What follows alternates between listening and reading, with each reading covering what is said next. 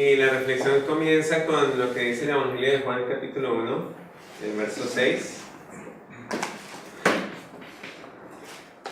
Dice: vino al mundo un hombre enviado por Dios, cuyo nombre era Juan.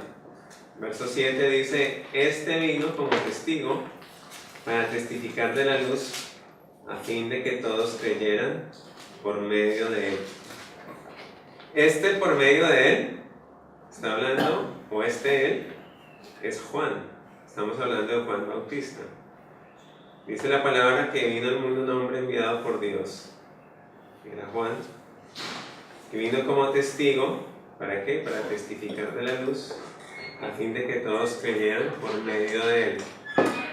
Siempre nos debatimos en cuánto es mi parte y cuánto es la parte de Dios, ¿no? Y tal vez nos pasaremos la vida tratando de identificar cuánto es de mí y cuánto es del Señor. Y no voy a entrar esta mañana en esta tensión que siempre vivimos. Pero me llama mucho la atención que dice que vino un hombre que se llamaba Juan, ¿sí? Para que diera testimonio de la luz y para que todos, dice ahí, creyeran por medio de él. Ahora, en el capítulo 1 de Juan, o si pensamos en la vida de Juan Bautista,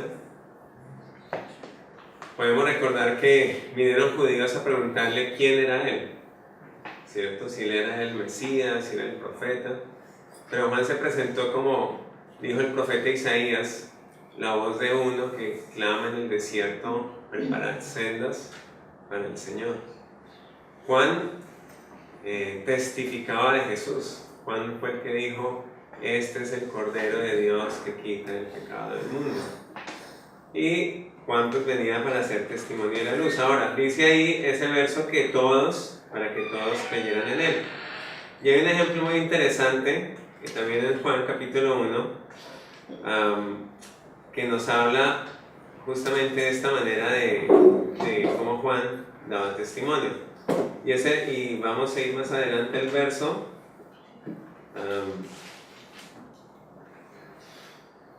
Verso 40. Voy corriendo mucho, pero dice la palabra del Señor: uno de los dos que oyeron a Juan y siguieron a Jesús era Andrés, hermano de Simón Pedro. Vuelvo y resalto aquí. Uno de estos dos era Andrés. Andrés, ¿a quién había escuchado? A Juan. Pero Andrés, ¿a quién fue a buscar? A Jesús. ¿Por qué? Por el testimonio de Juan. Entonces, dice, él encontró, mira, estoy saltando, perdón, vamos al verso 35, aquí cometí un error, pero dice: el día siguiente, Juan estaba allí otra vez con dos de sus discípulos, verso 35, y vio a Jesús que pasaba y dijo: he aquí el Cordero de Dios. Y los dos discípulos le oyeron hablar, ¿y qué hicieron? Oyeron a Jesús. Jesús se volvió y viendo que le seguían les dijo: ¿qué buscáis? Ellos le dijeron: Rabí, que traducido quiere decir maestro, ¿dónde te hospedas? Él les dijo: venid y veréis. Entonces fueron y vieron dónde se hospedaba y se quedaron con él aquel día, porque era como la hora 10:00. Entonces quiero resaltar lo mismo, ¿sí? Juan estaba con sus discípulos, vio a Jesús que pasaba, dijo: he aquí el Cordero de Dios. Y ellos, ¿qué hicieron? Siguieron a Jesús. Cuando siguieron a Jesús, Jesús les pregunta: ¿qué buscáis? Y ellos dijeron: Rabí, ¿dónde te hospedas? Y la respuesta de Jesús es muy interesante: venid y ved. Venid y ved. Mirad. Venid y mirad.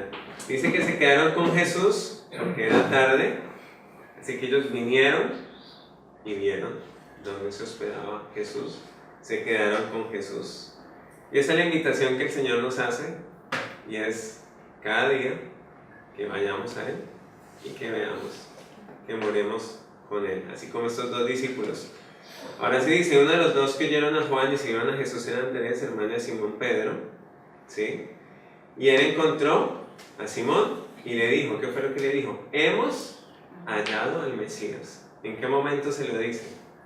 Cuando ha estado con Jesús, cuando vino y vio, emocionado. Juan le había presentado a Andrés, a Jesús, ¿cierto? Este es el Cordero de Dios. Siguieron a Jesús. Y Andrés, ¿a quién va a buscar? A su hermano, a Simón. ¿Y qué le dice? Va emocionado seguramente y le dice, hemos encontrado al Mesías. Va y le dice a Simón. Entonces, ¿qué hizo? Lo trajo a Jesús. Jesús mirando, le dijo, tú eres Simón, hijo de Juan. Tú serás llamado Cefas, que quiere decir Pedro. Jesús ve a Simón, ¿sí? Y cambia su identidad. El único que puede cambiar nuestra identidad es Jesús mismo. Cambia la identidad de Simón, caña frágil o caña movida por el viento, a Pedro, a roca, a piedra. Y eso le hizo Jesús, pero al día siguiente Jesús se propuso salir para Galilea y encontró a Felipe. Y le dijo a Felipe, sígueme. Felipe era de Betsaida, de la ciudad de Andrés y de Pedro. Y entonces Felipe encontró, ¿a quién? A Natanael, que lo conocimos esta mañana.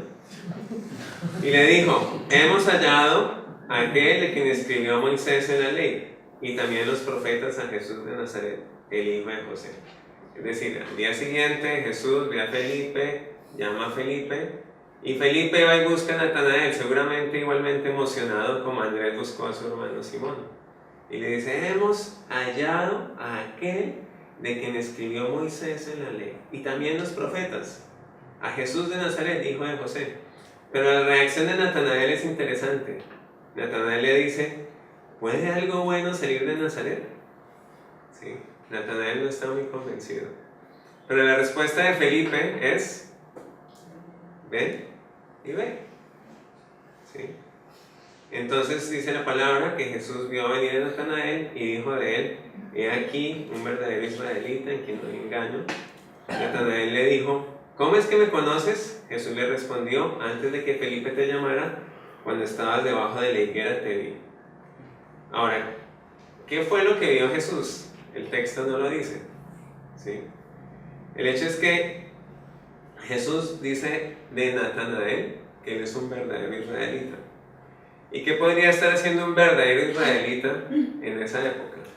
Seguramente clamando a Dios, ¿sí?, por la venida del rey. ¿Por qué? Porque Natanael mismo, cuando le responde, le dice, tú eres el Hijo de Dios, tú eres el Rey de Israel.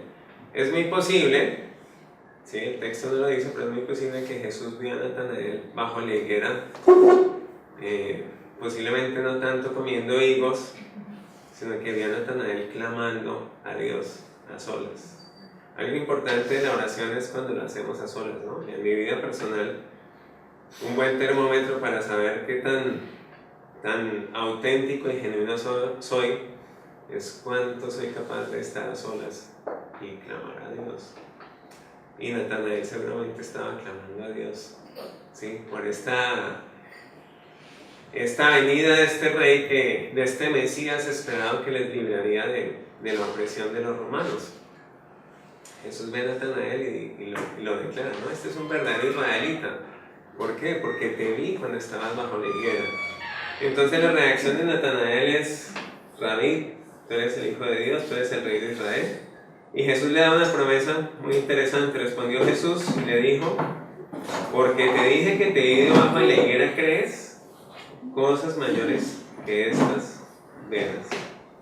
Y le dije, en verdad os digo que veréis el cielo abierto y a los ángeles de Dios subiendo y bajando sobre el Hijo del Hombre. Bueno, ¿crees porque te vi debajo de la higuera? Cosas mayores verás. Siguiente capítulo de Juan comienza con un milagro. Es el milagro en el que Jesús convierte el agua en vino. Y es la introducción a estas cosas mayores que vería Natanael. Es decir, que Jesús le dijera, te vi debajo de la higuera, era apenas el principio. Interesante que Felipe va donde Natanael y Natanael le dice, ¿podrá venir algo bueno de Nazaret? Y Felipe no empieza a argumentar, ¿no? Sino solo le dice, venid y ven. Y ahí termino con dos invitaciones. La primera es, en nuestra vida cristiana, en nuestra vida de conocer al Señor, pues el Señor tiene una invitación cada día. Y esa invitación cada día es ir y ver. O sea, el Señor nos dice a cada uno de nosotros, ven, mira. Y esa invitación es profunda, porque hay dos pasajes, uno donde Jesús está hablando, y está hablando del juicio que tendrán, ya no recuerdo en este instante, bueno, los judíos, los fariseos, y les dice porque la gente de Nínive, cuando escuchó la predicación de Jonás, se arrepintió. Y dice que la reina de Saba, cuando escuchó de Salomón, fue y miró. Y es la misma invitación. ¿Sí? Es no solo escuchar un sermón, una predicación, sino es ir y ver y experimentar al Señor.